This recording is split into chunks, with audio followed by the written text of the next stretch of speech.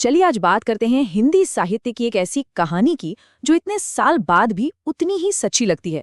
महादेवी वर्मा की भक्तिन। अब ये सिर्फ एक किरदार की कहानी नहीं है, नहीं, ये कहानी है उस हिम्मत की, उस जिद की कि कैसे एक बिल्कुल साधारण सी औरत समाज की हर मुश्किल के आगे एक चट्टान की तरह खड़ी हो गई। तो कहानी शुरू कहाँ से होती है? भक्तिन के पहले जिक्र से। सोचिए, जब महादेवी वर्मा उनसे पहली बार मिली होंगी तो क्या देखा होगा? एक छोटे से कद की, दुबली पतली सी महिला, बिल्कुल आम, पर उनकी आंखों में एक अलग ही, एक अजीब सी समझदारी थी और होठों पर एक ऐसी जिद जिसने लेखिका को भी सोचने पर मजबूर कर दिया। भाई, ये कौन है? और पता है, सबसे बड़ी विडंबना तो उनके असली नाम में ही थी। नाम था लक्ष्मण, मतलब लक्ष्मी, धन की देवी। पर उनकी पूरी जिंदगी गरीबी और संघर्ष में ही गुजर गई। शायद इसीलिए उन्हें अपना ये नाम बिल्कुल पसंद नहीं था। तो लेखिका ने उनकी भक्ति भावना, उनके गले की कंठी माला देखकर उन्हें एक नया नाम दिया, भक्तिन। और ये नाम उन्होंने जैसे तुरंत अपना लिया। अच्छा, भक्तिन की कहानी में और गहरे उतरने से पहले ये जानना भी जरूरी है कि इसे लिखा किसने, यानी महादेवी वर्मा ने। आखिर उनके लिखने में ऐसा क्या था जिसने भक्तिन जैसे एक किरदार को हमेशा के लिए अमर कर दिया? देखिए, महादेवी जी के लिखने के ना दो अलग अलग पहलू थे। एक तरफ उनकी कविताएं थीं, जिनमें वो अपनी अंदर की पीड़ा, अपनी भावनाओं और अध्यात्म की बात करती थीं, और दूसरी तरफ था उनका गद्य, मतलब उनकी कहानियों और लेख, और वो समाज की कड़वी सच्चाइयों का आईना थी। उन्होंने अपनी कहानियों में उन लोगों को हीरो बनाया जिन्हें समाज ने हमेशा किनारे रखा, दबा कर रखा, उन्हें एक आवाज दी। ये जो कहानी है भक्तिन, इसे एक खास स्टाइल में लिखा गया है, जिसे संस्मरणात्मक रेखा चित्र कहते हैं। अब ये सुनने में थोड़ा मुश्किल लग सकता है, पर इसका मतलब बहुत सीधा है। मतलब ये लेखिका की यादों पर आधारित एक किरदार की तस्वीर है। और इसकी खासियत पता है क्या है? हम किरदार से आज में मिलते हैं और फिर धीरे धीरे, परत दर परत उसके अतीत को जानते हैं। तो चलिए अब भक्तिन के जीवन की उसी यात्रा को समझते हैं। उनके जीवन को 4 हिस्सों या कहें कि 4 परिच्छेदों में बांटा जा सकता है, जिन्होंने मिलकर उन्हें वैसा बनाया जैसी वो थी। ये है वो 4 पड़ाव जिनसे भक्तिन की जिंदगी गुजरी, और हर पड़ाव पर उनकी मुश्किलें बढ़ती गईं।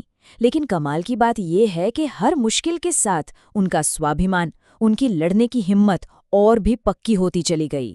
भक्तिन की कहानी का पहला हिस्सा उनके बचपन का है, जो अन्याय से भरा था। जरा सोचिए, सिर्फ 5 साल की उम्र में शादी कर दी गई, 9 साल की उम्र में गौना हो गया, और घर पर सौतेली माँ का ऐसा बर्ताव कि जब उनके पिता की मौत हुई तो उन्हें खबर तक नहीं दी गई। उनसे अपने पिता को आखिरी बार देखने का हक भी छीन लिया गया। यहीं से उनकी लड़ाई शुरू हो गई थी। फिर आया जिंदगी का दूसरा अध्याय, शादी के बाद का जीवन। और यहाँ उनकी सबसे बड़ी गलती ये थी कि उन्होंने 3 बेटियों को जन्म दिया। उस जमाने में बेटे को वीर माना जाता था, तो उनकी जेठानियों को तो खूब मान सम्मान मिलता, पर भक्तिन और उनकी बेटियों को बस नजरअंदाज किया जाता था। ये उस वक्त के समाज का, उस सोच का एक बहुत कड़वा सच था। पर इस सब के बीच उनकी जिंदगी में एक बहुत बड़ी ताकत थी, उनके पति। वो भक्तिन से बहुत प्यार करते थे और पूरे परिवार के खिलाफ जाकर उनके तानों के बीच हमेशा उनकी ढाल बनकर खड़े रहते थे। वही उनका अकेला सहारा थे। लेकिन ये सहारा भी ज्यादा दिन नहीं रहा। जब भक्तिन सिर्फ 29 साल की थीं, उनके पति की मौत हो गई, और यहीं से उनकी जिंदगी का तीसरा और शायद सबसे मुश्किल दौर शुरू हुआ। अब वो 3 बेटियों के साथ बिल्कुल अकेली थीं। पति के जाते ही घर वालों को लगा कि अब तो मौका है, एक अकेली औरत है, इसकी जमीन जायदाद हड़प लो। पर वो भक्तिन थीं, वो इन ताकतवर शब्दों के साथ उनके सामने खड़ी हो गईं। ये सिर्फ कुछ शब्द नहीं थे, ये ऐलान था उनके आत्मसम्मान का, उनकी हिम्मत का। उन्होंने साफ साफ कह दिया कि वो किसी की दया पर नहीं जिएंगी, वो अपने हक के लिए लड़ेंगी। लेकिन वो लड़ी, खूब लड़ी, पर अकेली औरत लालची रिश्तेदारों और उस समय के सिस्टम के आगे कब तक टिकती? धोखे से उनकी सारी संपत्ति छीन ली गई, और तब हारकर उन्हें एक बड़ा फैसला लेना पड़ा। अपना गांव छोड़कर काम की तलाश में वो शहर आ गईं, और यहीं से उनकी जिंदगी एक नया मोड़ लेती है। शहर आकर ही वो महादेवी वर्मा के घर पहुंची। और यहीं से कहानी का वो हिस्सा शुरू होता है जहां एक सेविका और एक मालकिन के बीच एक ऐसा रिश्ता बनता है जो बहुत ही अनोखा था। तो ये जो रिश्ता था भक्तिन और महादेवी वर्मा का, ये सिर्फ मालकिन और नौकरानी का था ही नहीं।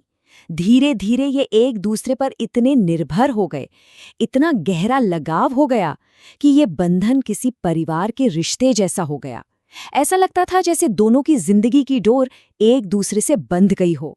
भक्तिन का असर महादेवी जी पर इतना ज्यादा था कि वो खुद कहती हैं कि भक्तिन उनके जीवन का एक जरूरी हिस्सा बन गई थीं। उन्हें लगता था कि अगर भक्तिन नहीं होती तो उनकी पर्सनैलिटी के कई हिस्से अधूरे रह जाते। मतलब भक्तिन को खो देना अपने आप का एक हिस्सा खो देने जैसा था।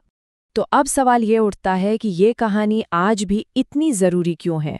क्यों हम आज भी भक्तिन की बात कर रहे हैं? इसकी वजह क्या है? देखिए, ये कहानी हमें बहुत कुछ बताती है। ये उस मर्दवादी समाज को सीधी चुनौती देती है। ये एक औरत की अपनी पहचान बनाने की लड़ाई को दिखाती है। ये इस बात का सबूत है कि इंसान हर मुश्किल से लड़कर फिर खड़ा हो सकता है। और सबसे बड़ी बात, ये हमें सिखाती है कि बिल्कुल आम दिखने वाले लोगों की जिंदगी में भी कितनी असाधारण कहानियां छुपी होती हैं। और आखिर में ये कहानी हमें एक बहुत जरूरी सवाल के साथ छोड़ जाती है। जरा अपने आसपास देखें, भक्तिन जैसी कितनी ही औरतें हैं जो हर रोज चुपचाप अपनी लड़ाई लड़ रही हैं, बिना किसी शिकायत के। और उनकी कितनी कहानियां हैं जो हम तक कभी पहुंच ही नहीं पाती, जो हमेशा अनकही रह जाती हैं।